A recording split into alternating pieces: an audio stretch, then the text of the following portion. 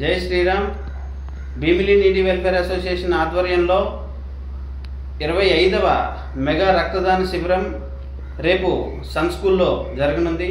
దీనికి పెద్ద ఎత్తున యువత అందరూ విచ్చేసి రక్తదాన శిబిరాన్ని జయప్రదం చేయవలసిందిగా ప్రార్థిస్తూ, ఈ మధ్య యువతలో నేను చాలామంది బ్లడ్ డొనేషన్ చేయడంలో భయం వ్యక్తం చేస్తున్నారు.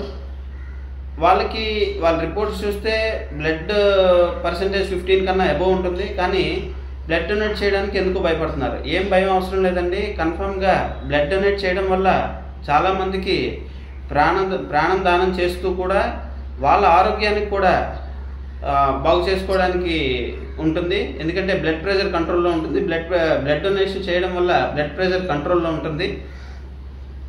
సో అందరూ బ్లడ్ డొనేట్ చేయడానికి ప్రయత్నించండి. ఇది సేవా దృక్పథంతో పాటు మనం మానసికంగా చాలా సాటిస్ఫాక్షన్ ఉంటుంది. నేను 36 సార్లు బ్లడ్ డొనేట్ చేశాను. ఇప్పటి వరకు నాకు ఏ ప్రాబ్లమ్స్ రాలేదు.